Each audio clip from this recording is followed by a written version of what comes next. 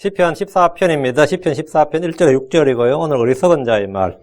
유명한 부모라서 아마 이 시편 14편 1절은 크리스천은 다 아는 구절이에요. 한번 같이 읽어봅시다. 어리석은 자가 마음속에 이르기를 하나님 없다 하였도다. 그들은 부패하여 가장 일들을 행하였으니 선을 행한 자가 하나도 없도다. 예, 로마 3장에도 이게 인용이 되어 있고 이 구절이요. 이제 시편에는 이제 시편 53편에 이 구절 같은 구절이 있습니다. 오늘 공부할 시편은 이제 14편이고 어리석은 자의 말입니다. 기도합시다. 위대하시고 거룩하신 주 하나님 감사합니다. 하나님께서 함께 하시고 도우셔서 오늘 주의 말씀을 은혜롭고 권능 있게 허락하여 주시고 또 말씀을 통해서 저희가 많은 것들을 배우고 또 깨닫게 해주시길 간구합니다. 주의 성령께서 친히 처음으로 말씀하신 그대로 저희에게도 동일하게 전달하여 주시길 간구하며 또 저희가 말씀을 통해서 늘 새롭게 되기를 간구합니다. 도와주십시오. 믿음을 더하여 주시고 또 저희 마음을 새롭게 해 주시옵소서. 사랑하는 아버지 하나님께서 은혜 베풀어 주십시오. 아버지 하나님 말씀을 듣고 또 이 시간 예배에 참석하는 모든 혼들을 기억하여 주시고 하나님께서 위로부터 하나님으로 지혜와 명철을 쏟아부어 주시려고 원하며 전 빛이 비치는 것처럼 또 하늘에 비가 내리는 것처럼 그렇게 말씀을 저희 가운데 저희 마음속에 내려주시옵소서. 아버지 하나님께서 전한전하 듣는 저희가 모두가 성령으로 충만한 그런 시간이 되도록 도우시길 원합니다. 감사드리며 주의 성기도 합니다. 아멘. 예. 어리석은 자의 말을 했는데요. 오늘 공부할 시편이 14편. 이 시편에는 이제 악장에게 준 다윗의 시 이런 표제어가 붙어 있습니다. 그냥 다윗의 시가 있고 악장에게 준 다윗의 시가 있고요. 이 시 역시 노래와 연주를 위해서 지은 다윗의 시입니다. 이 시편은 시편 53편과 내용이 같습니다. 53편하고 비교를 한번 해보시죠. 53편 딱 펴가지고 이게 비교하면 이 시편의 편집자가 잘못해서 두 편 같이 넣은 게 아닌가. 150편 중에서 같은 시를 두 개를 이렇게 선정해서 넣었지 하는 그런 생각이 들 만큼 똑같아요. 어리석은 자가 마음속 이르기를 하나님 없다 했도다. 그들은 부패하여 이렇게 나오죠. 시작이. 그래서 이제 차이가 뭐냐면 2절에 보면 주께서 깨닫는 자나 이런 여기서는 하나님께서 깨닫는 자나 시편 14편은 주 하나님이 번갈아가며 쓰였고 시편 53편은 전부 하나님으로 통일이 되어 있어요.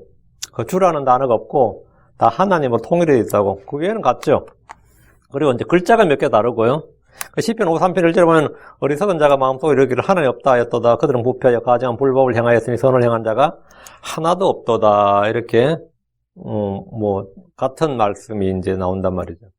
다윗은 같은 내용의 시를 두 번이나 쓴 것으로 볼 수 있는데 어쨌든 이게 따르면 같은 시를 두 번 쓰진 않았을 거 아니에요. 같은 시를 두 번 썼느냐 아니면 시는 한 번만 썼는데 이렇게 편집할 때 시편 14편에도 넣고 53편에도 넣었느냐 이런 문제가 있어요. 근데 어떻게 하면 다윗이 같은 시를 두 번 썼구나 이런데 그건 아닐 것 같은데 이런 생각이 든단 말이죠. 시편 14편은 7절로 돼 있고 시편 53편은 6절로 돼 있죠. 아니, 그게 차이야. 근데 53편은 5절과 6절의 길이가 좀 길어요. 길이가, 내용은 똑같은데 절의 길이가 길 뿐이지만 내용은 같단 말이죠. 7절이고 6절이지만 그렇다고 해서 다르냐? 그런 건 아니란 말이에요. 시편을 편집하는 과정에서 다윗의 시를 두 번 기록한 것 같은 그런 느낌이 들 정도로, 그건 합리적 의심이죠. 그런 느낌이 들 정도인데, 우리가 이제 하나님께서 영감으로 주신 말씀이 그런 식으로 되었다고 생각은 안 하죠. 그러니까 시편 14편에는 주의 이름으로 엘로힘, 하나님, 여호와, 주 이렇게 시편 14편은 이제 엘로힘이 3번, 여호와가 이제 4번 이렇게 쓰였어요. 총 7번인데 시편 53편에는 그게 통일됐어요. 엘로힘으로 전부 다 통일. 그래서 7번 전부 다 엘로힘. 이쪽은 3번, 4번인데 시편 53편은 이제 7번 다 하나님으로 통일했는데 그럼 같은 시편인데 왜 같은 시편이 두 번이나 들어있는지에 대해서는 이제 여러 가지 설명이 필요한 겁니다. 설명이 있는데 시편 14편이 먼저 기록되고 훗날 다윗이 시편을 좀 시라는 것이 교정 작업이 있단 말이에요. 옛날에 써놓은 시가 있는데 그걸 태고라 그러죠. 시편 14편을 기록했다가 시편 53편에 이거를 이제 다시 한번 태고를 거듭했다. 시편 14편이 먼저 써졌는지 시편 53편이 먼저 써졌는지는 모른단 말이에요. 근데 모르는데 이 느낌으로는 악장에 준 다윗의 시라고 했으니까 53편이 먼저 써지고 다음에 14편이 먼저 써졌을 것이다 이렇게 봐요. 왜 그러냐면 노래를 하기 위해서 같은 단어만 계속 반복되면 7번을 하나님, 엘로힘, 엘로힘 하는 것보다는 엘로힘, 여호와가 노래 부르기가 훨씬 더 낫다 이거죠. 그건 악장에게 준 다이제시니까 그 악장에게 줬다는 말은 노래로 해야 되는데 노래로 하려면 당연히 운율도 맞춰야 되고 같은 내용이지만 가사를 좀 고칠 필요가 있는 거지. 엘로힘 7번보다는 엘로힘 3번, 여호와 4번 이런 식으로 이 바꾸는 것이 어때? 노래의 가사를 훨씬 더 이제 부드럽게 한다 이 말이에요. 그래서 그렇게 해서 다윗이 몇 글자를 고쳤다. 어떤 14편을 고친 건지 53편을 고친 건지 둘 중에 하나 고쳤다고 보는 거예요. 그 시편 14편은 표적으로 지금 악장에게 준 다윗이라고 되어 있습니다. 반면 53편은 뭐로 되어 있어요? 마할랏에 맞추어 악장에 준 마스길 다윗이 이래 되어 있어요. 좀 더 많이 쓰여 있죠. 마할랏에 맞추어 악장에 준 다윗이 이래 되어 있으니까 마할랏이란 것이 이제 병들다 슬퍼하다 뜻의 고통, 슬픔이라는 뜻입니다. 마할랏에 맞춘 노래, 그 슬픈 운율에 맞춘 노래 뜻인데 시편 14편과 달리 그 시편 53편이 오히려 더 이 고차원적인 그 악기와 음조에 맞춘 것이다. 그럼 시편 14편이 먼저 써진 것이고 시편 53편에서 이거를 그러면 운율을 맞추기 위해서 전부 다 하나님으로 통일시키고 악보의 연주를 좀 더 쉽게 하기 위해서 그런 거 있죠. 우리도 여러분이 뭐 시 배울 때 우리 고등학교 때 배웠던 승무라는 시가 있어요. 그 승무라는 시가 진짜 잘 쓴 시인데 조지훈 씨가 쓴 시인데 그거 써놓고 몇 달이 아니라 제가 몇 년을 고친 걸로 알아요. 이 태고를 가득 한번 고치고 음조를 맞추고 내용은 바뀐 게 없는데 한 편의 참 멋진 시를 만들기 위해서 그렇게 했단 말이죠. 그러니까 이제 그렇게 특히 이제 노래를 만들려면 이 곡조하고 맞추려면 연주에 맞추려면 당연히 이제 좀 고쳐야 될 필요가 있는데 그 14편을 약간 고쳐서 53편을 만들었다. 아니 반대로 53편을 좀 고쳐서 14편을 만들었다. 뭐 해서 이게 둘 중에 하나다 이거.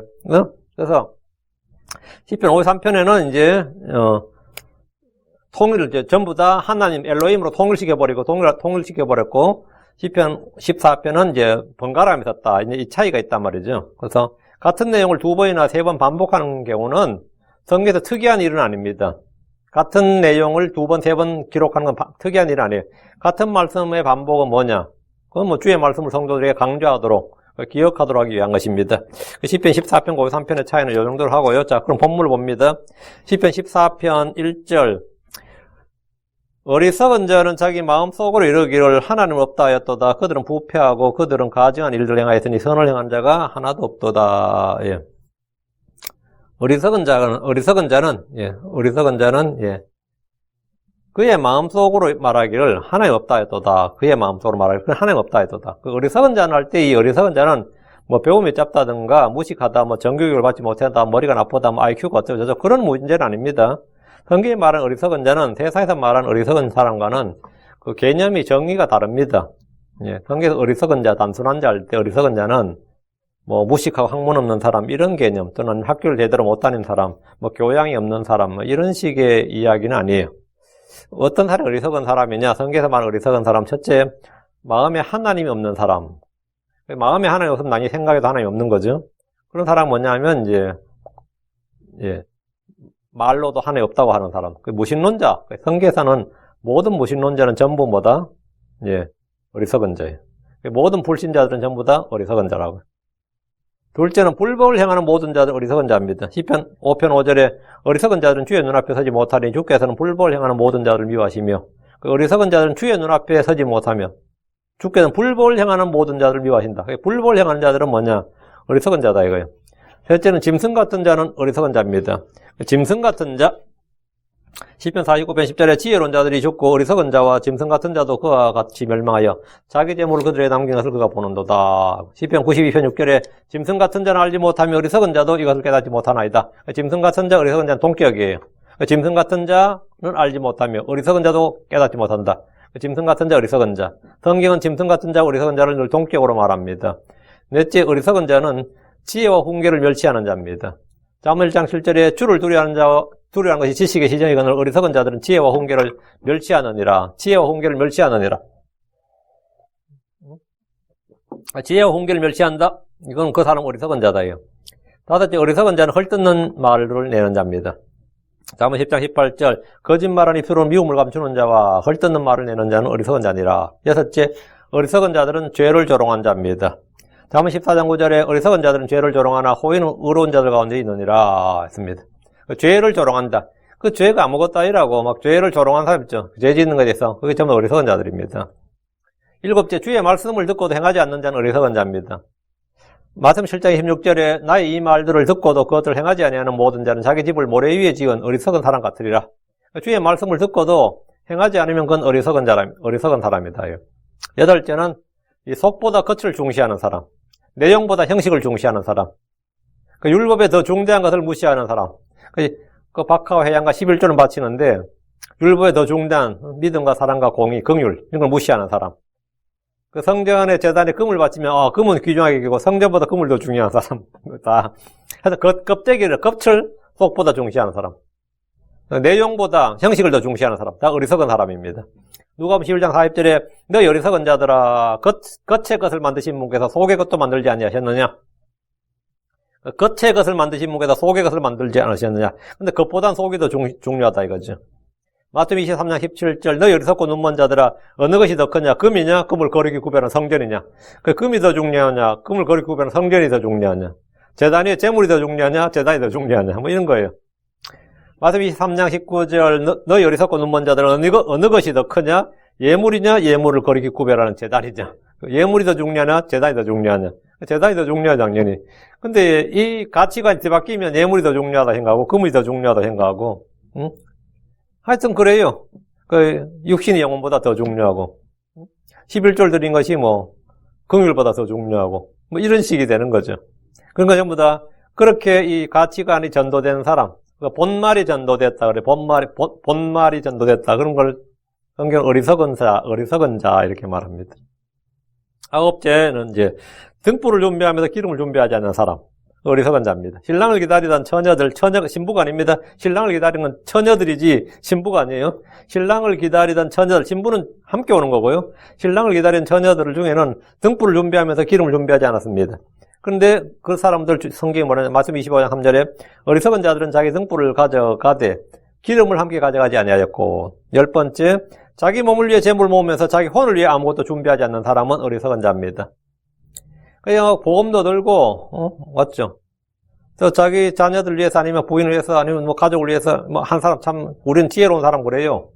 근데 자기 몸을 위해서 그런 거 장래를 예비할 줄 아는데 하나님 앞에서 자기 혼을 예비하지 못하는 사람, 그 사람은 어리석은 사람이라고요.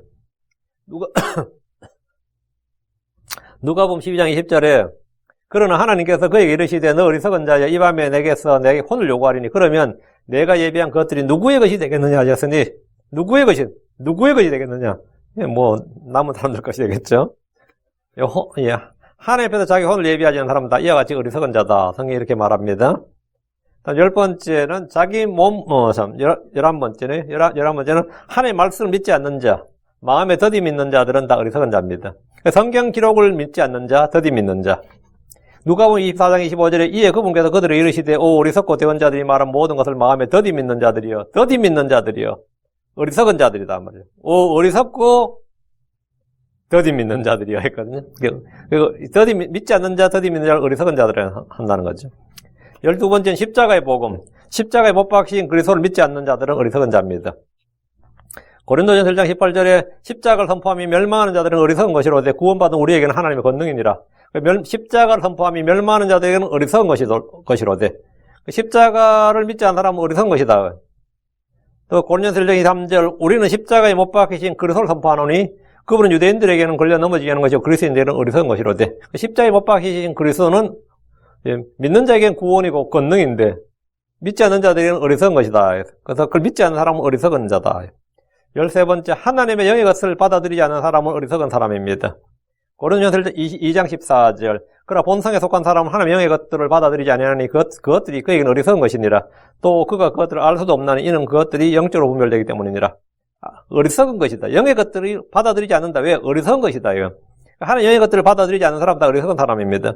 14번째 부활이 없다고 하는 자들, 믿지 않는 자들은 어리석은 자입니다. 고린도전서 15장 36절에 너 어리석은 자여 내가 뿌린 것이 죽지 않으면 살아나지 못하고 주님이 너 어리석은 자여 부활을 알지 못하고 부인하고 믿지 않는 자를 주님이 딱 한마디로 너 어리석은 자여 이렇게 말한다는 거죠.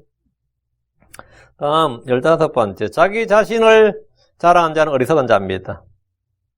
고린도후서 11장 16절 17절에 내가 다시 말하노니 아무도 나를 어리석은 자로 생각하지 말라. 만일 그렇게 생각하거든 내가 조금을 자랑할 수 있도록 나를 어리석은 자로 받아들이라. 나는 내가 말하는 그것을 주를 따라서 말하지 않고 오직 어리석은 자와 같이 이렇게 자신 있게 자랑하며 말하노라. 오직 어리석은 자와 같이. 자기를 자랑하는 사람은 어리석은 자다 이거예요. 자기 자랑 막 하면 어리석은 자와 같이 말하는 자다. 16번째 성령 안에서 시작했다 육체로 완전해지고자 하는 자는 어리석은 자입니다. 갈라디아 3장 3절에 너희가 그렇게 어리석었냐? 너희가 성령 안에서 시작하였다 이제는 육체로 완전해지고자 하느냐? 성령 안에서 시작했다가 믿음으로 시작했다 육체로 마치고 복음으로 시작했다가 율법으로 마치려고 하는 자들 이런 사람 다 어리석은 자입니다. 성령 안에서 시작하였다가 이제는 육체로 완전해지고자 하느냐? 어리석은 자. 신앙생활하기 가장 힘든 사람이 누구냐면 처음에 믿음으로 은혜로 신앙생활을 시작해서 크리스천이 됐는데 크리스천이 된 후부터 이제 열심히 하려는 사람들이 있어요. 열심히 하려는 사람들. 열심히 하려는 의지나 소원은 상당히 좋은 건데 그렇게 고달프고 힘들 수가 없는 거예요. 실제로 열심히 해보면 알아요. 왜? 계속해서 삶도 구원을 은혜로 구원받고 믿음으로 구원받았으면 삶도 은혜로 믿음으로 해야 돼. 살아가는 것도. 근데 시작은 은혜로 믿음으로 했는데 이제 내가 크리스천 돼서 크리스천답게 한번 살아봐야 되지 않겠느냐 싶어서 열심히 뭘 해요. 그 성경 읽기부터 시작해서 뭐 성경 읽기나 기도나 전도나 집회에 모이는 일이나 무슨 선행을 하는 일이나 다 열심히 이제 한번 해보자 하는데 하면 물론 사람들로부터 인정도 받고 자기도 뭐 보람도 있고 하는 건 한데 이상하게 자신이 스스로 뭘 느껴요. 열심히 하는데 이 뭔가 혼이 좀 곤고해지는 그 혼이 곤고해지고 내가 점점 메말라지는 뭘 알 수 있습니다. 그걸 스스로 알 수 있어요. 이 충만해지는 것이 아니라 왜? 성령 안에서 시작했다가 육체로 완전해지고자 하는 거예요. 성령 안에서 시작했다가 육체로 완전해지고자 하는 자. 이건 제가 경험해봐서 너무나 잘 압니다. 제가 이 뭘 모르고 정말 열심히 하려고 했어요. 정말 열심히. 전도도 열심히, 뭐든 열심히 하려고 그랬어요. 열심히 하고자 하는 것 자체가 나쁜 게 아닌데 우리가 힘과 영향을 어디서 온 것 같습니까? 머리로부터 받죠. 뿌리로부터 받는 거라고. 예수 그리스도를 붙들어야 되는데 예수 그리스도 제쳐두고 예수 그리스도를 위해서 일하기 시작하는 거예요. 예수님 딱 모셔두고 이제 예수님에서 일하기 시작하는데 이제 그때부터 이제 마음이 황폐해집니다. 기름진 게 아니라 황폐해진다고. 왜? 성령 안에서 시작했다가 육체로 완전해지고자 하는 자는 어리석은 자다. 지혜로운 자가 아니라 어리석은 자다고요. 이외에도 성경에서는 어리석은 자에 대해서 참 많이 말합니다. 이들의 특징은 뭐냐? 주를 믿지 않고 주의 존재 자체를 믿지 않습니다. 당연히 주를 두려움이 없고 그리스도 십자가나 부활을 믿지 않습니다. 크리스천들도 어리석은 자가 될 수 있는데 나는 그 믿는데 그 크리스천도 어리석은 자가 될 수 있느냐? 어리석은 자가 될 수 있어요. 어떻게? 말씀을 듣기만 하고 행하지 않는 자. 자기가 뿌린 것을 자기가 거두지 않는 줄로 아는 사람. 아니면 내용보다 형식을 더 중요시하는 사람. 또는 성령으로 시작했다가 육체로 완전해지고자 하는 사람. 이런 사람들은 전부 다 크리스천임에도 불구하고 어리석은 자가 되고 위선자들이 되고 스스로 점점점 자신을 망치는 그런 일이 있습니다. 이건 참 크리스천의 비극이에요. 그래서 이 목사님들 중에서도 몇 년 정말 죽도록 열심히 일하고 선교사님도 마찬가지고 선교 현장 가서 진짜 내 한번 불사르리 하고 했다가 스스로 이 번아웃 돼가지고 지쳐버려서 이 낙심하고 실족한 분들 많이 있습니다. 지혜로운 자가 아니라 어리석은 자가 된 거죠. 다시 1절입니다. 시편 14편으로 와서 어리석은 자는 자기 마음속으로 말하기를 하나님은 없다 하였도다. 그들은 부패하고 그들은 가증한 일들을 행하였으니 선을 행하는 자가 하나도 없도다. 어리석은 자는 자기 마음속으로 말하기를 하나님 없다고 하는데 시편 4절에 따르면 그는 사악한 자입니다. 앞에 가서 시편 10편 4절을 보시면 이 구절을 비교해 보시면 시편 14편은 어리석은 자가 이렇게 말했고 시편 10편에는 뭐랬냐면 4절에 사악한 자라고 그랬어요. 그 어리석은 자가 사악한 자가 동격이야. 시편 10편 4절 그 사악한 자는 그의 얼굴의 교만으로 인하여 하늘을 찾지 아니하며 그의 모든 생각 속에는 하나님이 없나이다. 그 하나님이 없다. 자기 마음속으로 하나님이 없다고 말하는 사람. 그 생각 속에 하나님이 없나이다. 사악한 자다. 그 사악한 자, 불법자, 교만한 자들, 죄인들, 위선자들 모두 다 하나님을 믿지 않는 그리고 생각에는 하나님을 두기를 싫어하는 사람. 생각이 없는 정도가 아니라 생각이 하나님이 전파가 되면 아니, 내가 거부라는 거죠. 내 생각 속에, 아니면 내 지식 속에 하나님 두기를 싫어한다. 그런 사람들이 뭐냐, 어리석은 자다. 다시 1절. 그들은 부패하고 그들은 가증한 일들을, 다시 1절. 그들은 부패하고 그들은 가증한 일들을 행하였으며, 마음에 하나님 없는 사람은 누구나 부패한 사람입니다. 그들은 부패한 사람이에요. 나는 참 스스로 늘 마음을 정진하고 수련하고 깨끗하게 하고 양심적이고 이렇게 하는 사람입니다. 이렇게 말할 수 있어도 하나님께서 너는 부패했다 이거예요. 그들은 부패하고 그들은 가증한 일들을 행하였으며, 부패한 사람, 부패가 뭐예요? 썩은 사람이란 거죠. 여러분 나무 보시면 썩은 나무 있죠? 썩은 가지가 있고 썩은 풀이 있어요. 말라버린 나무가 있고, 그렇죠? 마음에 하나님이 없는 사람은 누구든지 호흡이 없는 몸처럼 부패합니다. 호흡이 없다. 사람이 언제 썩어 나가죠? 예. 생명이 멈추었다. 호흡이 멈추었다가 생명이 멈춘 거죠? 성경에서 말하는 심장사, 뇌사 이게 아니고, 성경에서 말한 사망은 호흡을 멈춘 게 사망이에요. 성경에서 계속 소물거돈이라 그게 멈춰 죽음이라고. 심장이 멈추니라, 뇌가 멈추니라 이런 구절은 성경에 없다고. 항상 성경에서 죽은이라는 표현은 뭐죠? gave up the ghost예요. 그게 소물거돈이라요. 소물거돈일 때. 성경에서 죽음이란 뭐냐? 숨이 들어오는 것이 생명이고 숨이 나가는 것이 사망이다 말이죠. 성경적 정에 따른 사망 그거예요. 생명이 없는 호흡이 없는 몸, 그게 뭐냐면 호흡이 없는 몸이 생명이 없는 몸, 죽은 몸인데 호흡이 없는 순간 뭐가 되는 거죠? 몸이 부패한단 말이죠. 호흡이 없으면 몸이 부패해요. 사람의 몸이든 짐승의 몸이든 호흡이 멈추는 순간 급속도로 그 몸이 부패합니다. 그래서 3이나 4일 되면 막 급속히 이제 되고. 사람의 영과 혼은 그 속에 주 하나님, 주의 말씀, 주의 성령이 없을 때 부패합니다. 사람의 생각과 양심, 사람의 마음의 생각과 상상, 양심은 언제부터 부패하냐 하면 그 속에 하나님과 주의 말씀이 없을 때, 거하지 않을 때 부패가 진행돼요. 그래서 그들은 부패하고 이 말씀은 그들 속에 하나님의 영, 하나님의 생명, 하나님의 두려움, 하나님의 말씀이 없다는 뜻이에요. 부패는 뭐냐면 하나님의 말씀, 하나님의 영이 없다는 것에 뭐죠? 예, 표식이라고, 사인이라고, 하나님의 말씀이 없다는 증거라고. 그건 현상에 불과한 거지. 말씀이 없으니까 부패하는 거예요. 부패하니까 없는 게 아니고, 말씀이 없으면 부패가 시작되는 거지. 겉이 멀쩡해 보여도 속이 다 썩어버린 과일이나 고기나 음식을 물려 본 적이 있을 겁니다. 한 입 딱 비물었는데 썩었어. 어때요? 안이 썩었어. 겉이 멀쩡해 보이는데 말이에요. 속이 썩은 거지. 멀쩡해 보이는데 속에서 상한 거란 말이죠. 예를 들어 여러분 김밥을 먹을 때 안에 집어넣는 내용물 있죠. 김이 먼저 상해요? 밥이 상해요? 그 안에 있는 내용물이 먼저 상해요? 내용물이 먼저 상해요. 그래서 딱 먹으면 상했단 말이죠. 멀쩡해 보여서 먹고 마셨는데 입에 들어간 순간 썩은 것을 알 때가 있고 입에 들어갈 때도 몰랐는데 속에 들어가서 탈날 때가 있죠. 창세기 6장 11절 12절에 보면 땅도 하나님 앞에서 부패하여 폭력이 땅에 가득하더라. 하나님께서 땅을 보시니 보라 그것이 부패했더라. 이는 땅 위에서 모든 육체가 자기의 길을 부패시켰기 때문이더라.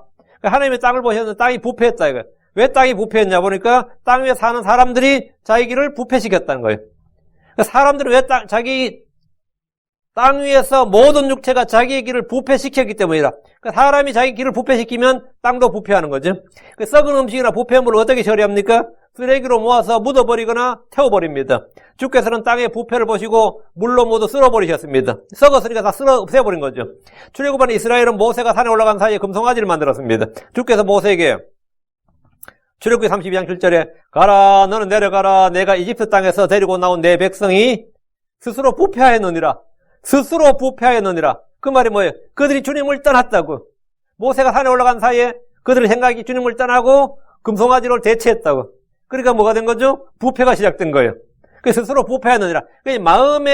사람이 마음의 생각, 내 마음 속에 주님과 주의 말씀을 떠나면, 주의 말씀이 거하지 않으면, 내 혼과 내 양심과 생각이 막 썩어 들어가기 시작한다고요. 근데 사람들이 잘 인식을 못 해요. 근데 썩어 들어가는 것은 곧 금방 현상으로 드러납니다. 우상숭배로 드러나든지, 세욕으로 드러나든지, 음행, 도둑질, 강탈, 폭력, 이런 걸로 막 드러나요. 그건 사실은 죄는, 그건 현상이에요. 부패 현상이라고. 본질은 아니라고. 사람의 몸은 호흡이 그치는 순간에 그 이제 부패가 시작된다면 사람의 마음과 생각, 상상, 양심의 부패는 그 속에, 그 사람 속에 주와 그분의 말씀이 없을 때, 주와 그분의 말씀을 버렸을 때, 내가 떠났을 때 부패가 시작된다. 주가 있어야 할 곳에 우상이 있으면 그는 부패한 사람입니다. 요즘 대부분의 도시의 집들은 정적이 되면 냉장고에 모든 음식이 상해버립니다. 왜 냉장고 속에 김치도 두고 모든 음식을 다 냉장고 속에 두는데 냉장고 안에 있던 음식들은 냉장고를 벗어나는 순간에 부패가 시작됩니다. 마찬가지로 하나님의 백성은 주의 말씀, 주의 명령, 주의 법을 떠날 때 그는 급하게 부패합니다. 우상숭배, 음행과 폭력은 땅을 부패시키는 사람들의 죄요 불법입니다. 죄는 우리 자신을 부패케 하는 겁니다. 기브아의 시대에 유다는 음행으로 그들을 심히 부패시켰습니다. 악한 사귐은 선한 행실을 부패시킵니다. 마귀는 속임수와 거짓으로 사람을 부패시킵니다. 고린도서 11장 3절에 그러나 뱀이 자기의 간교함으로 입을 속인 것 같이 어떤 방법으로도 너희 마음이 그리스도 안에 있는 단순함에서 떠나 부패될까 내가 두려워하노라. 단순함에서 떠나 너희 마음이 부패한다는 얘기에서 너희 마음이 부패될까 내가 두려워하노라. 몸이 부패되는 게 아니라 마음이 부패된다고요. 내가 이 마귀에게 속으면 내 마음이 부패된다. 그리스도 안에 있는 단순함에서 떠나는 순간 나는 부패한다고요. 그리스도 안에서, 그리스도의 말씀에서 떠나면 누구나 다 부패합니다. 마음이 부패한 자들은 당연히 가증한 일들을 행합니다. 가증한 일들은 주께서 미워하시는 모든 죄와 불법입니다. 그 중에 단연으뜸은 우상숭배고 몸으로 행하는 것은 음행입니다. 이스라엘이 바알에게 경배했듯이 이 세대의 사람들은 돈, 탐욕을 숭배합니다. 대환란 때 세상은 짐승의 형상에 경배합니다. 마음에 주 하나님 없는 이들은 가증한 일들을 행합니다. 다시 1절 14편 다시 1절 선을 행하는 자가 하나도 없도다. 이 구절 로마서 3장 12절에서도 사도 바울이 사람들의 죄악을 논쟁할 때, 사람들의 그 죄성, 죄악됨, 죄인됨을 논쟁할 때 인용한 말씀이 바로 이겁니다. 로마 3장 12절에 그들이 다 길에서 벗어나 함께 무익하게 되고 선을 행하는 자가 없나니 단 한 사람도 없도다 했는데, 이제 사도 바울이 구약이 아주 능통했기 때문에 구약 성경을 자유롭게 인용했죠. 물론 우리는 불신자들 중에도 선행을 행하고 의로운 일을 하는 사람들을 간혹 봅니다. 불신자들 중에서도 뭐 평생 모은 돈을 뭐 가난한 사람에다 기부를 하고 떠난 사람도 있고, 남몰래 평생 뭐 선행을 하는 사람도 있고, 또 남몰래 자신이 대신 뭐 누굴 뭐 건지려다 자기가 대신 죽는, 그래서 그런 사람 의로운 죽음, 또 뭐 의사, 그런 또 법도 있어요, 한국에. 그런 사람 우대하지 않은 법도 있습니다. 의사자들을 위한 법도 있어요. 그 의사라면 의롭게 죽은 사람인 말입니다. 그 의로운 일을 행한 사람도 있고, 이 전철에서 떨어진 사람 구출하다가 자기가 죽은 사람도 있잖아요. 그러니까, 선을 행한 자가 하나도 없다 그러면, 선을 행한 자가 있잖아. 왜 없냐? 응? 불신자들 중에도 있다고요. 크리스천들 중에도 불법과 죄악을 행한 이들이 있고, 불신자들 중에도 선을 행한 사람이 있습니다. 있어요. 근데 성경은 지금 뭐라는 거죠? 없다는 거예요. 불신자들이나 이교도들 중에도 남을 위해 선행을 하면서 희생적인 삶을 사는 이들의 이야기를 간혹 들을 수가 있습니다. 물론 뭐 미화를 해서 좀 더 감동적으로 또 뉴스에 전달하고 글로 쓰기도 하고 그러는데, 그런데 왜 선을 행하는 자가 하나도 없다고 하는 겁니까? 선을 행하는 자가 없다는 것은 선을 행하고 악을 행하지 않는 자, 의를 행하고 죄를 짓지 않는 자가 없다 이 말입니다. 그래서 선을 행한 자가 하나도 없다 이 말은 그 뒤에 뭐가 생략된 거예요. 선을 행하고 악을 행치 않는 자가 하나도 없다. 의를 행하고 불법을 행하지 않는 자가 하나도 없다 이 말이에요. 선만 행하는 자가 없다 이 말이 결국 이게. 선을 행한 자가 없다, 하나도 없다 이 말은 가끔 선을 행한 자는 뭐 그건 진짜 사악한 자들도 가끔 선을 행하죠. 본문상 말하는 선을 행한 자가 하나도 없다 이 말은 마음에 하나님이 없다고 말하는 어리석은 자들 중에 선을 행하는 자가 없다는 건데, 이건 뭐냐면 하나님 한 분 외에 이 선한 이가 없기 때문에 그래요. 선을 행하는 자가 하나도 없다 이 말은 전도서 7장 20절에 근거한 말씀입니다. 선을 행하고 죄를 짓지 않는 의인은 땅 위에 하나도 없느니라 이거. 선을 행하고 죄를 짓지 않는 의인은 땅에 하나도 없다 이겁니다. 왜요? 내 안에 곧 내 육신 안에 선한 것이 하나도 거하지 않기 때문에 선을 행할 수가 없는 거죠. 어리석은 자들이 행하는 선은 사실 이 불신자들 이교도들 다 마찬가지예요. 이 그들이 행하는 선은 자기 의와 자기 자랑과 자기 만족을 위한 것이기 때문에 하나님은 그것을 선하다고 하지 않습니다. 크리스천들도 물론 우리는 선을 행해야 됩니다. 성경은 분명히 선을 행하라고 그래요. 시편 34편 14절에 악을 떠나고 선을 행하며 화평을 구하고 그것을 따를지어다 이랬고, 또 시편 37편 3절에도 주를 신뢰하고 선을 행하라. 그리하면 내가 땅에서 참으로 양식을 먹으려, 땅에 가고 참으로 양식을 먹으려다.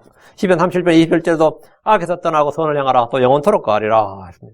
선을 행하라는 것은 하나님의 말씀에 따라서 행하라 이 말입니다. 성도들이 선을 행하는 것은 나누어 주는 것, 베푸는 겁니다. 갈라디아 6장 10절에 그러므로 우리는 귀에 있는 대로 모든 사람에게 선을 행하되 특히 믿음의 가족들, 믿음의 집안에 속한 자들에게 할지니라. 디모데서 6장 18절에 또 선을 행하게 하며 선한 일들에 부유하고 베풀기를 좋아하며 기꺼이 나누어 주게 하라. 이게 선이에요. 성경만 선. 또 히브리 13, 16절에 오직 선을 행하는 것과 나누어 주는 것을 잊지 말라. 하나님께서는 이 같은 시행을 매우 기뻐하시느니라. 악을 따르지 말고 선을 행하라는 겁니다. 2절입니다. 주께서는 하늘에서 사람들의 자녀들을 내려다보셨으니 깨달은 자나 하나님을 찾는 자가 하나라도 있는지 보려 하심이니라. 아담이 에덴의 낙원에서 쫓겨난 후로 의로운 아벨이 죽임을 당했습니다. 가인이 죽임을 당한 게 아니라 악인이 흥행하고 의인이 죽임을 당했다고요. 셋의 자녀들이 주의 이름을 부르기 시작했지만 사람들의 생각이 항상 악할 뿐임을 하나님께서 보실 때 사람들의 자녀들의 생각이 항상 악할 뿐임을 보셨습니다. 주께서는 사람들을 지으신 것에 대해 뜻을 돌이키시고 그들을 물로 멸하셨습니다. 그럼 그 후에 새롭게 시작했는데 노아와 그의 아들들은 어떻습니까? 주께서 하늘에서 사람들의 자녀들을 내려다보셨을 때 대홍수 이전이나 대홍수 이후나 사람들의 마음의 생각과 상상은 항상 악할 뿐이었습니다. 동일했다고요. 그래서 창세기 8장 21절에 이는 사람이 마음에서 상상하는 바가 어려서부터 악하기 때문이라. 그러니까 노아가 아무리 당대에 의로운 자라 할지라도 노아가 낳은 자식들, 그 자식들이 계속해서 의롭냐? 그건 아니단 말이지. 사람이 마음에서 상상하는 바가 어려서부터 악하다는 거예요. 그러니까 주께서 내려다본 사람들의 모습은 의인이 없다, 선을 행하는 사람이 없다, 깨달은 자나 하나님을 찾는 자가 하나도 없다는 겁니다. 동양 종교에서는 저마다 성인이니 성현이니 깨달은 자나 달관한 자 등의 이름을 붙여가며 사람을 높이지만 주께서 보실 때 이 땅의 사람의 자녀들 가운데 깨달은 자는 없습니다. 깨달은 자가 없다. 이거는 이제 불교도들이 들을 때 황당한 말이야. 그들은 뭐가 있죠? 깨달은 자가 그들 대빵이야. 누가 깨달은 자가 그 각성한 사람 말이야. 깨달음은 종교적 수련이나 학문을 통해 오는 것이 아닙니다. 근데 그걸 해서 깨달은 자가 있다는 거예요. 그거 다 거짓말입니다. 그 깨달은 자, 이건 이제 지혜로운 자, 깨달은 자. 그들 사이에서는 누구누군 깨달은 자라고 이렇게, 뭐 큰 스님이니 뭐 아니면 뭐 깨달은 자니 뭐 이렇게 부르는 것 같아요. 근데 성경에 따르면, 하나님의 말씀에 따르면 깨달은 자는 없다요. 노자나 장자도 깨달은 자 아니에요. 그 석가모니 같은 사람은 깨달은 자 같아요. 아닌 것 같아요. 그들 종교에서는 그 사람 깨달은 자라고 할지 몰라도 성경에 따르면 석가모니는 깨달은 자가 아닙니다. 깨닫지 못한 자, 어리석은 자예요. 공자는 깨달은 자예요, 안 깨달은 자예요? 물론 유교에 따르면 그 사람 성현이고 성인이지. 세인트라고 성현, 성인이라 그래요. 성인이라 말하는데 성경에 따르면 깨달은 자가 아닙니다. 그 사람은 깨닫지 못한 사람이에요. 물론 깨닫기 위해서 평생을 노력한 사람은 맞는데 깨달은 자는 성경에 따르면 뭐라고? 주께서 하늘에서 사람들의 자녀들을 내려다보셨으니 뭐 인도에서는 부처가 깨달은 사람이고 중국에서는 공자가 깨달은 사람이고 뭐 그리스에서는 소크라테스가 깨달은 사람이다. 아니다 이거예요. 깨달은 사람 없다 이거예요. 깨달은 자나 하나님을 찾는 자가 하나라도 있는지 보려 하심이니라. 그 결과는 뭐냐? 없다 이거예요. 깨달음은 그럼 왜 그들은 깨달은 자가 아니냐? 깨달음은 전능자의 영감을 통해서 오는 겁니다. 훈련이나 수련을 통해서 오는 거 아니다. 학문을 통해서 오는 게 아니다. 깨달음은 전능자의 영감을 통해서 오는 거예요. 욥기 32장 8절에 그러나 사람 안에는 영이 있고 전능자의 영감이 그들에게 명철을 주나니, 이 명철이 언더스탠딩이거든요. 깨달음을 주나니, 전능자의 영감이 그들에게 명철을 준다. 깨달음은 주의 명령들을 행하는 자에게 주어집니다. 시편 111편 10절 뒤로 와서 시편 111편 10절 왜 그들은 깨닫지 못한 자냐? 전능자의 영감을 받지 못하면 깨닫지 못한 거예요. 주의 명령들을 행하지 않으면 그건 깨닫지 못한 거예요. 시편 111편 10절 접속이 자꾸 끊어지는 것 같은데, 지금 인터넷 생방송을 듣는 분들은 좀 어렵겠네요. 시편 111편 10절 주를 두려워하는 것이 지혜의 시작이라 그분의 명령들을 행하는 모든 자에게는 좋은 명철이 있나니 그분을 찬양하면 영원토록 지속되는도다. 여러분, 그분의 명령들을 행하는 모든 자에게 좋은 명철이 있다. 그 명령을 행해야지 명철이 온다. 굿 언더스탠딩이 온다. 깨닫는 좋은 깨달음이 있다는 거예요. 명령을 행하지 않으면, 주의 명령을 행하지 않으면 당연히 깨달음이 없는 거죠. 깨달음은 주께서 우리 속 중심부에 부어주시는 겁니다. 욥기로 가서 38장 36절 누가 속 중심부에 지혜를 주었느냐, 혹은 누가 마음에게 명철을 주었느냐. 그 명철, 누가 마음에 명철을 준다는 거예요? 주님께서 주는 거예요. 시편 119편 7-3절에 주의 손이 나를 만들고 나를 형성하여사오니 내게 명철을 주사 내가 주의 명령들을 배우게 하소서. 주께서 내게 명철을 주사요. 명철을 주시는 분은 주님이시단 말이죠. 마음에 하나님 없는 어리석은 자는 당연히 깨달을 수가 없는 거죠.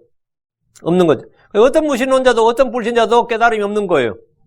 깨달음 주의 증언들을 묵상함으로 얻는 겁니다. 시편 119편 99절 주의 증언들이 나의 묵상이 되므로 나의 모든 서성보다 내게 더 많은 명철이 있사오며 그 주의 증언들이 묵상이 되면 내가 더 많은 명철이 있다요. 그 명철이 뭐냐? 깨달음이에요. 깨달음 명철은 같은 말이에요. 하나는 우리말이고 하나는 한자가 정확히 같은 뜻입니다. 다섯째, 깨달음은 주의 훈계들, 주의 말씀들을 통해서 옵니다. 시편 119편 가서 주의 훈계들을 통해서 내가 명철 얻음으로 모든 거짓된 길을 미워하나이다. 주의 훈계들을 통해 내가 명철 얻는다. 주의 훈계가 없으면 명철도 없는 거예요.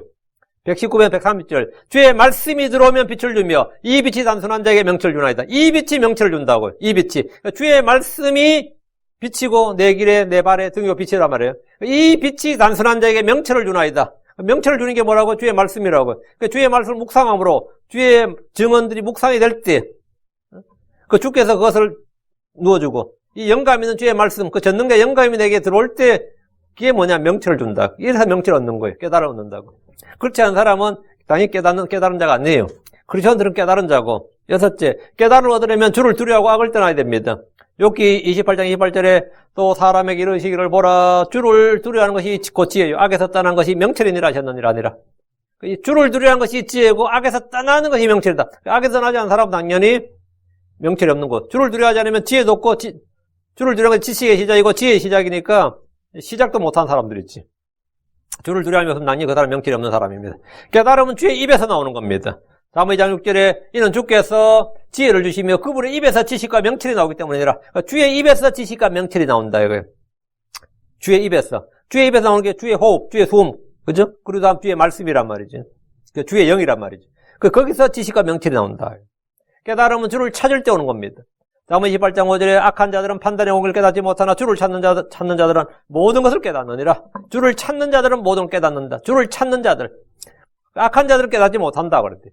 당연히 어리석은 자들도 깨닫지 못합니다. 마음에 하나님 없는 자들은 하나님 어리석은 자라고 그들은 깨닫지 못한다. 아홉째, 깨달음은 긍휼과 진리를 목에 메고 마음판에 기록할 때 얻을 수 있습니다. 잠언 3장 4절에 긍휼과 진리가 내게서 떠나지 말게 하고 그것들을 내 목에 메며 내 마음판에 기록하라. 그리하면 내가 하나님과 사람의 눈앞에서 호의와 선한 명철을 얻으리라 했습니다. 그러나 본성에 속한 사람은 하나님의 영의 것들을 받아들이지 않습니다. 이는 그것들이 그에게는 어리석은 것이요 또 그가 그것들을 알 수 없기 때문입니다. 또 그것들은 영적으로만 분별됩니다. 다시 2절 시편 100편 다시 14편 와서 2절 하나님을 찾는 자가 하나라도 있는지 보려 하심이니라. 마음에 하나님이 없는 어리석은 사람들은 하나님을 찾지 않습니다. 죽음이나 극심한 고통을 받을 때 막연히 신을 찾는 사람들도 있지만 주 하나님을 찾는 자는 없습니다. 하나님의 존재와 신격을 아는 일은 자연 계시와 양심과 생각 외에도 특별 계시가 필요합니다. 누구든지 주를 찾으면 그분을 만날 수 있습니다. 다음 8장 17절에 나를 사랑하는 자들을 내가 사랑하나니 일찍 나를 찾는 자들이 나를 만나리라. 주를 찾는 자들에게는 모든 좋은 것이 부족하지 않습니다. 시편 34편 10절에 젊은 사자들은 부족하여 굶주릴지라도 주를 찾는 자들에게는 모든 좋은 것이 부족하지 아니하리로다. 주를 찾는 자는 생명을 얻고 주의 호의를 얻습니다. 다음은 8장 35절에 누구든지 나를 찾는 자는 생명을 얻고 주의 호의를 얻으리라. 주를 찾는 자들은 모든 걸 깨닫습니다. 다음 8장 25절에 악한 자들은 판단의 공을 깨닫지 못하나 주를 찾는 자들은 모든 걸 깨닫느니라. 온 마음으로 주를 찾는 자들은 복이 있습니다. 3절 14편 3절 그들은 모두 빗나갔으며 그들은 모두 함께 더럽게 되어 선을 향하는 자가 없나니 단 한 사람도 없도다. 이 세상의 모든 사람은 다 빗나갔습니다. 빗나갔다는 것은 길에서 빗나갔다 또는 관역에서 빗나갔다는 것으로 이것이 성경이 말한 죄입니다. 여러분들 중에 히브리어 헬라어를 자주 이제 인용하면서 그걸 말하면서 설명하는 그런 목사님들, 그런 거 설교하는 목사님들이 많이 있을 겁니다. 그분들이 이제 죄에 대해서 설교할 때 반드시 나오는 말이 뭐냐면 죄의 원어적 의미, 죄의 히브리어 의미는 뭐냐 이러면서 히브리어로 늘 하는 말이 헬라어로 이제 히브리어로는 하타, 헬라어로는 하미르티야 하면서 뜻이 뭐냐 관역에서 벗어난 관역에다 빗나가다 이렇게 설명합니다. 이건 저는 어릴 때부터 엄청 들었어요. 죄의 정확한 의미가 뭐냐 그러면 제가 죄가 뭡니까 물으면 꼭 이 말을 들었고 여러분 많이 인터넷 찾아도 꼭 이 말 나와요. 관역에서 벗어난, 관역에서 빗나간 이런 뜻이다 이렇게 막 원어적 의미가 그렇다는 거예요. 성경에서 말하는 죄는 관역에서 빗나갔다. 그러니까 목표물에서 하나님이 정한 기준, 하나님이 정한 길, 하나님의 목표, 하나님의 계획, 하나님께서 정하신 어떤 그 점이 있는데 거기서 빗나가는 것, 거기서 빗나가는 것, 거기서 옆으로 빗나가는 것이 전부 다 뭐라고요? 예, 그게 죄라는 거예요. 여러분 양궁을 보시면 활 쏘는 자가 관역을 향해 쏘는데 관역 중앙에만 10점이죠. 그 관역을 맞추지 못하고 옆으로 빗나가는 것이 성경에서는 죄라는 거예요. 그럼 이게 싹 와닿질 않잖아. 그럼 그 관역의 중심이 뭐냐고요? 그 관역의 중심. 하나님께서 말씀하신 관역에 딱 맞아야지 그게 죄가 아니고 관역에서 벗어나는 건 다 죄라면 그 관역의 중심이 뭐냐고요? 예수 그리스도입니다. 그 관역의 중심이 예수님이라고. 그 만물의 중심이 뭐라고요? 만물의 중심이고 만물의 기준. 그 하나님의 중심, 하나님의 기준이 뭐냐? 예수 그리스도라고요. 성경의 기준, 성경의 중심이 뭐냐? 예수 그리스도예요. 그럼 이 예수 그리스도에서 빗나가는 것, 벗어나는 게 전부 다 뭐라고? 죄라고요. 응? 그 예수 그리스도인데 모든 것에 머리고 모든 것에 뿌리고 중심이 되시는 그분에서 약간이라도 벗어나는 것은 뭐라고? 하나님 보시기에 다 그건 죄다요. 그거는 기준에서 벗어난 잘못된 것이다 말이에요. 그들은 모두 빗나갔다 한 것은 하나님의 처음이고 마지막, 하나님의 시작이고 끝이신 예수 그리스도 알파 오메가이신 그분으로부터 벗어났다 이 말입니다. 빗나갔다 이 말이에요. 다시 3절입니다. 그들은 모두 함께 더럽게 되어 사람을 더럽게 하는 게 뭡니까? 그들은 모두 함께 더럽게 되었다. 그들은 모두 함께 더럽게 되었어요. 아까 부패했다 그랬죠. 하나님이 내 마음에 하나님이 없고 하나님 말씀이 없고 하나님 숨이 없으면 숨이 없을 때부터 이 부패가 시작된다 그랬어요. 응? 그 사람은 육신의 숨이 끊어질 때, 숨이 없을 때 부패가 시작되고, 내 속 사람은, 내 정신은, 내 안은, 혼은, 예, 하나님의 숨이 없을 때, 하나님의 영이 없을 때 부패한다. 그럼 더럽게 되는 건 뭐냐예요? 구약에서는 이 육체의 더러움에 대해 많이 나오죠. 부정한 음식을 먹거나, 부정한 사체를 만지거나, 기어다니는 것을 만지거나, 이건 다 더럽게 되는 거예요.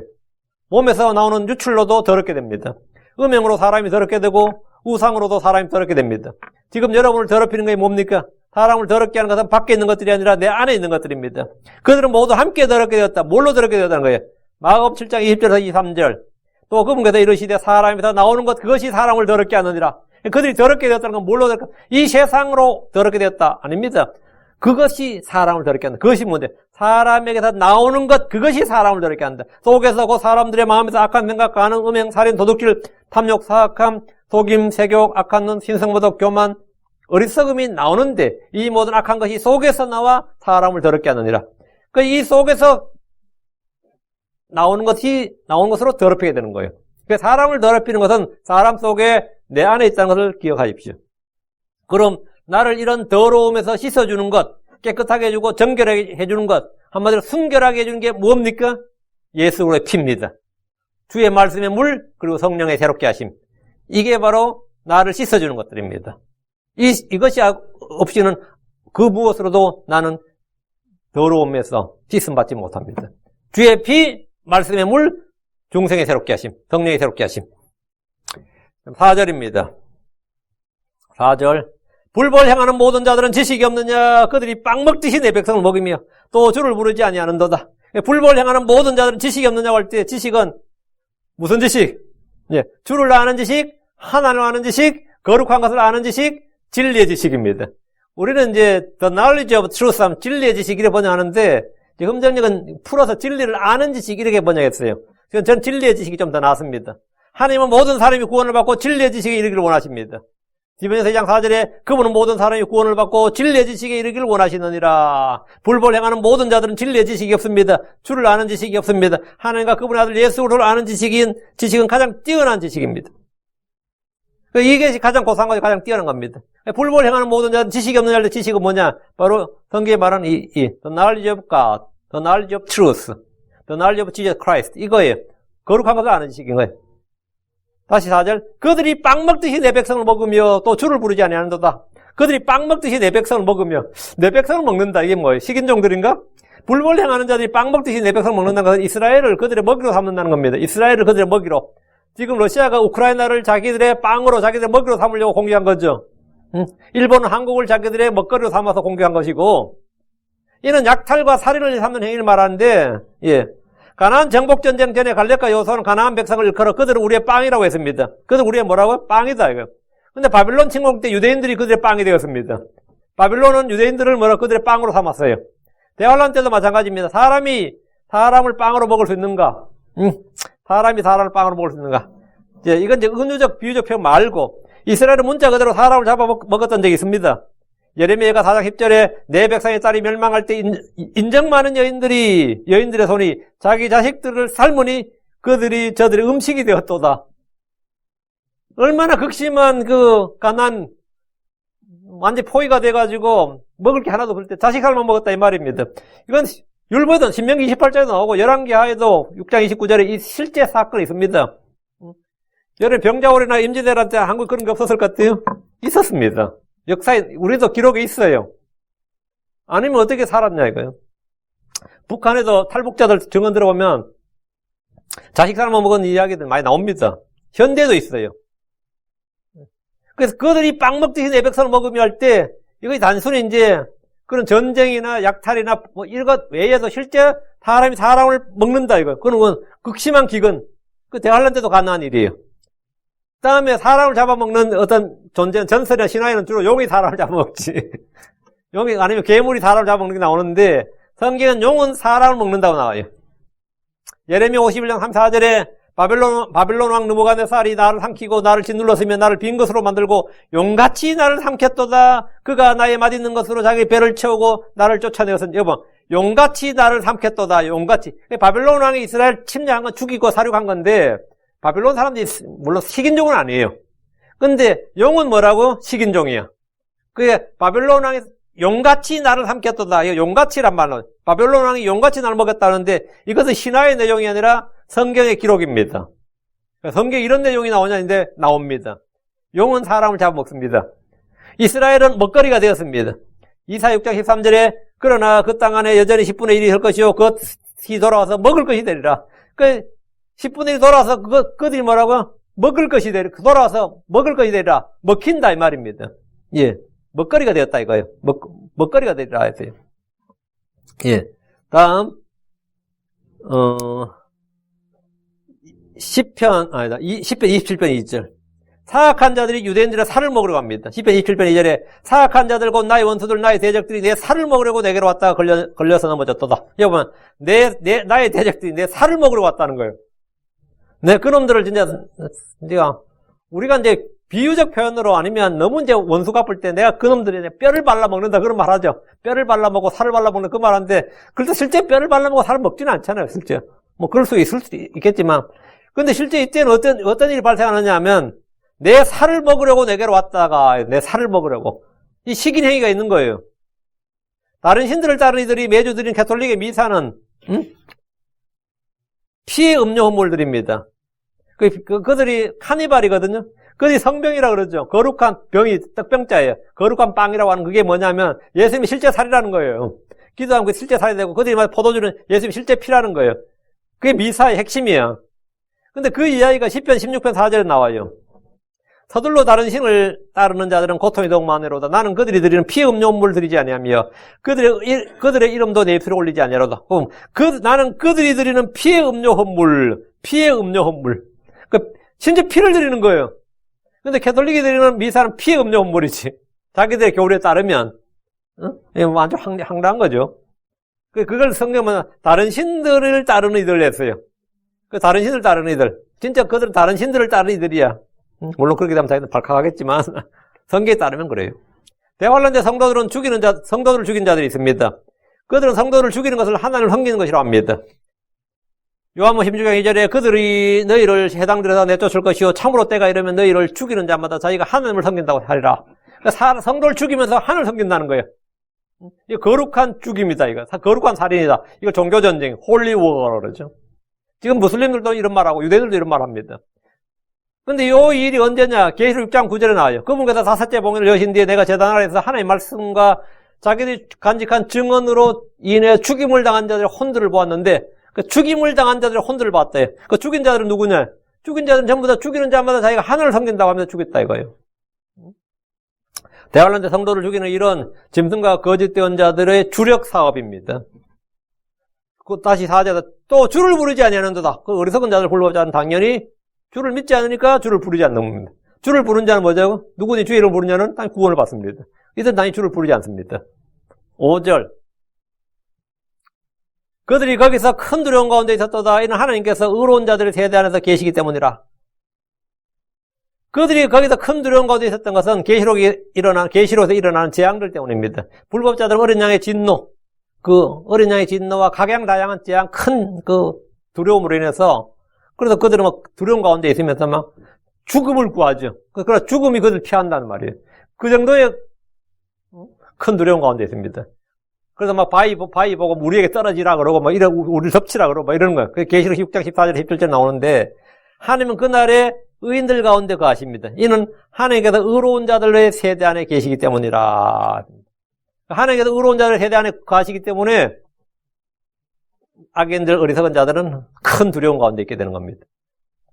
그렇지 않을 때는 그들이 성도를 잡아 죽였지. 그리고 그걸 하나님의 일이라고 자랑하고 자기가 자기는 걸 큰 그들의 사역으로 생각했던 겁니다. 6절입니다. 이 전부 다 이게 아주 예언의 시편이에요, 다. 너희가 가나안 자의 계획을 모욕하였으니, 이 모욕하였으니 쉐임입니다, 쉐임. 가나안 자들의 아주 멸시했다는 말이에요. 너희가 가나안 자들의 계획을 모욕하였으니, 이는 주께서 그의 피난처이기 때문이라. 너희가 가나안 자의 계획을 멸시하고 모욕한다. 이 말은, 이게 뭐, 너희가 가나안 자의 계획을 멸시하고 모욕했다 했는데, 여기서 가나안 자는 대환란 때의 가나안 자를 학대받는 자들입니다. 이들은 짐승의 표를 받지 않고 짐승 형상에 경배하지 않는 자들입니다. 그들은 끝까지 견디거나 죽거나 광야나 산으로 도망가는 자들입니다. 가나안 자들의 계획은 대환란에서 구원받는 겁니다. 가나안 자들의 계획이 뭐예요? 가나안 자의 계획을 모욕했다는데 가나안 자의 계획은 뭐냐? 우리는 끝까지 견뎌서 구원받는다. 짐승 형상에 짐승의 표에 경배하지 않거나 우리 견딘다 이거예요. 그리고 우리는 예수님의 믿음과 하나님의 증언, 예수님의 증언과 하나님의 명령들을 지킨다. 그래서 구원받아야겠다. 그럼 뭐 하죠? 사람들이 세상 사람이 어떻게 하죠? 멸시하지. 여러분 휴거 파동 났을 때 세상 사람들이 어떻게 했어요? 휴거 믿는다는 사람들, 나 휴거 자체 나도 믿어요. 그래 휴거 믿는다는 사람들이 막 자기들끼리 모여서 막 카운트다운 할 때 전부 다 비웃었죠. 그래서 막 TV 카메라가 그들 교회 앞에 가가지고 비추고 그랬었습니다, 실제로. 비웃었다고. 그러면 대환란 때 우리는 이렇게 해서 살아남겠다는 사람들을 다 비웃음을 받아요. 가난한 자들을 멸하려는 마귀는 가난한 자의 계획을 멸시합니다. 이는 주께서 그의 피난처이시기 때문입니다. 오늘날도 많은 이들이 성도를 멸시하고 모욕하는 이유 중에 하나가 우리에게는 주님 외에 아무것도 없기 때문입니다. 주께서 도우신다, 주께서 고치신다, 주께서 방패다, 주께서 나의 피난처시다. 이런 생각이나 말들은 불신자들에게는 웃기는 말일 뿐입니다. 주님 어디 있는데 그래요? 니를 돕는 주님 어디 있는데? 이런 주께서 그의 피난처시다 이 말은 가난한 자들에게 있는, 가난한 자들이 믿는 백이라고는, 가난한 자들이 믿는 유일한 한 가지 뭐죠? 주께서, 주밖에 없어. 주님이 나의 보호자시고, 나의 방패시고, 나의 피난처시고, 나의 돕는 자시고, 나의 힘이시고, 주님 외에는 아무것도 그들이 없는 거예요. 그러면, 이 마귀나 사악한 자들이 볼 때는 어때요? 비웃음거리죠. 그래서, 너희가 가난한 자의 계획을 모욕하였으니. 그건 지금도 마찬가지입니다. 제가 예를 들어 뭐 이야기할 때, 주님 나를 도우실 겁니다. 그러면 주님이 돕는 것 외에는 다른 계획이나 뭐 어떤 방비는 없습니까? 그래요. 없습니다. 그러면 그럼 nothing으로 봐요. 응? 주님 외에는 내게 어떤 계획도 없고 어떤 묘책도 없고 어떤 뭡니까? 플랜 B가 없단 말이죠. 내가 뭐 하려고 그럽니다. 그러면 어떻게 하시려고 합니까? 주님께 기도하겠습니다. 그러면 오케이 그건 다 하는 거고 그 외에 다른 거는 없습니다. 그러면 어떻게 생각해요? 다 웃죠. 그 주님만 믿고 하겠습니다. 이 말은 결국 안 하겠다는 말이나, 그는 실패한다는 말과 동료로 다들 받아들여요. 같은 크리스천들도 그래 받아들여요. 같은 크리스천들. 제가 미국 왔을 때도 그랬어요. 제가 교회 사람은 없지. 10년이 지나도 성도가 없어요. 그래도 계속 하고 있으니까. 그 소질 없는 거 아니냐. 그쪽 부름받지 않는 거 아니냐. 이렇게. 난 주님만 믿고 하겠습니다. 다른 뭐, 교회를 부흥시킬 다른 방법 없냐? 없다 그러겠네요. 그럼 안 되는 거지, 뭐, 그래. 다들 그랬어요, 다들. 사실은 주님밖에 없을 때가 가장 100% 개런티가 돼요. 주님밖에 없을 때 사실은 주님의 그 권능이나 은혜가 드러나고, 그렇지. 주님 외에 뭐가 있으면 사실은 제로야, 그게. 플랜 B가 있으면 그게 제로인데, 세상 사람 그래 안 본다고. 이는 주께서 그의 피난처시다. 주께서 그의 도시다. 그게 두려움에 떨어야 된다고요. 사내립을 생각해봐. 아시리아 사내립이 대군을 몰고 예루살렘을 멸하러 왔어요. 근데 히스기야의 유일한 히스기야가 그 아시리아 군대를 대적하는 그 예루살렘을 방어하는 유일한 한 가지가 뭐였어요? 주를 신뢰하노라 했습니다. 대언자 이사야한테 보내서 주께 기도하라. 너희 하나님께 기도하라. 그리고 나도 주님께 기도한다 이거야. 그게 전부야. 그 외에는 nothing이야. 그러니까 사내립이나 랍사게가 뭐라는 거예요? 비웃지 뭐. 그냥 비웃죠. 이는 주께서 그의 피난처이기 때문이라 비웃는다고요. 크리스천들이 얼마나 모욕을 받는지 모릅니다. 그렇지 실제 그래요. 사마리아 도시에 먹을 것이 없어서 백성들이 굶어 죽어가고 있었습니다. 근데 밖에는 지금 군인들이 완전히 몰려와 있었어요. 포위하고 있었다고. 11개 7장 1절에 너희는 주의 말씀을 들을지어다 주가 이같이 말하노라 내일 이맘때 사마리아 성문에서 고운 밀가루 1세겔에 팔리고 보리 2세가 1세겔에 팔리리라. 내일 되면 지금은 없었어. 비둘기 똥을 사 먹어야 될 판국인데 내일 되면 넘쳐난다 이거예요. 보리와 밀이 넘쳐난다 이거예요. 이 말의 근거는 주의 말씀이라는 건데 그거 뭘로 믿습니까? 그러면 주께서 말씀하시는 이게 다야. 그 외에는 어떤 증거도 없고 어떤 뭐가 없어요. 주의 말씀에는 없어요. 주께서 우리를 돕는 분이고 공급자다는 외에는 아무것도 없어. 그래 그때 왕의 신하가 엘리사의 그 말을 듣고 나서 그 말을 무시하고 믿지 않았습니다. 세상 사람들 볼 때 크리스천들의 대부분은 사실 대책이 없는 사람들이에요. 정말 이 광신자들이라고밖에 표현 못해. 그 사람 어떻게 한대 그러니까 하나님께 기도한다네. 그 외에는 없어. 이 같은 크리스천들도 말이죠. 기도만 하면 뭐가 해결되느냐면서 우리의 계획을 다 무시하고 멸치하고 모욕합니다. 이유는 뭐죠? 주님만이 우리의 모든 것이 되기 때문입니다. 주님 외에 아무 대책도 없는 성도를 보면 그냥 미친놈, 그냥 광신자 이런 생각밖에 들지 않을 겁니다. 근데 주님께 기도도 하지만 사실 다 나도 계획이 있습니다. 이러면 어때죠? 지혜로운 사람 같고 뭔가 저도 다 뭐 기도만 하겠어요? 제가 단지 뭐 기도만 하고 있겠습니까? 저도 다 알아볼 거 다 알아보고 할 거 다 하고 최선을 다하죠. 이러면서 그런 사람을 다 존경받죠, 사실은. 그런데 그렇지 않은 사람은 멸치를 받는다고. 그래서 너희가 가난한 자의 계획을 모욕하였으니 멸치하였으니 이렇게 나온 거예요. 이는 주께서 그의 피난처이기 때문에 이 말씀 진짜 여러분이 딱 이해하고 깨달으면 참 좋겠어요.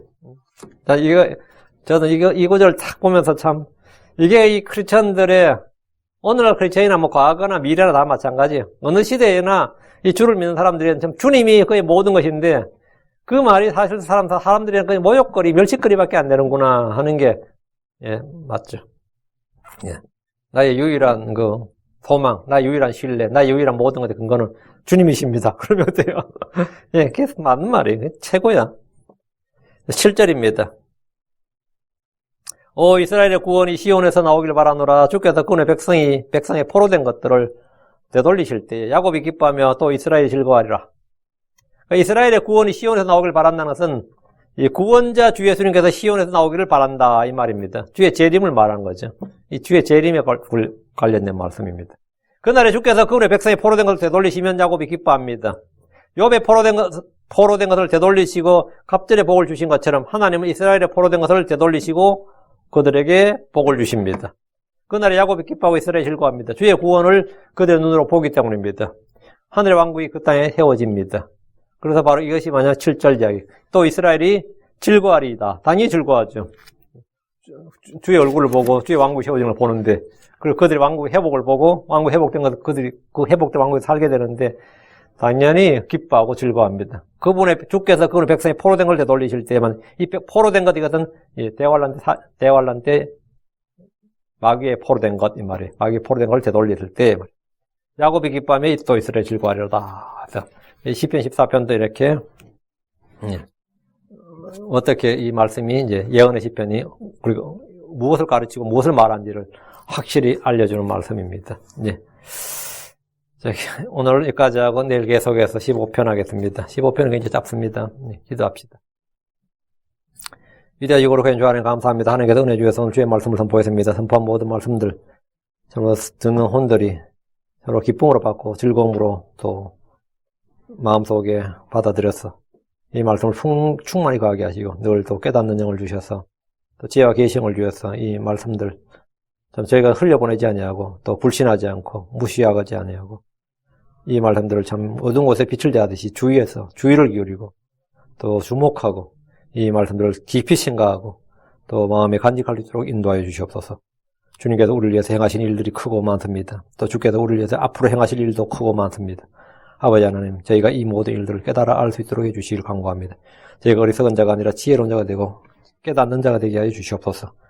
주님께서 저에게 저희 마음을, 저희 생각을 늘 주의 영으로, 주의 말씀으로, 주의 은혜로 또 주의 평강과 주의 기쁨으로 가득 채워주시옵소서. 혹히 오실 우리 주 예수를 바라보며 이 모든 것을 예수님을 기도합니다. 아멘.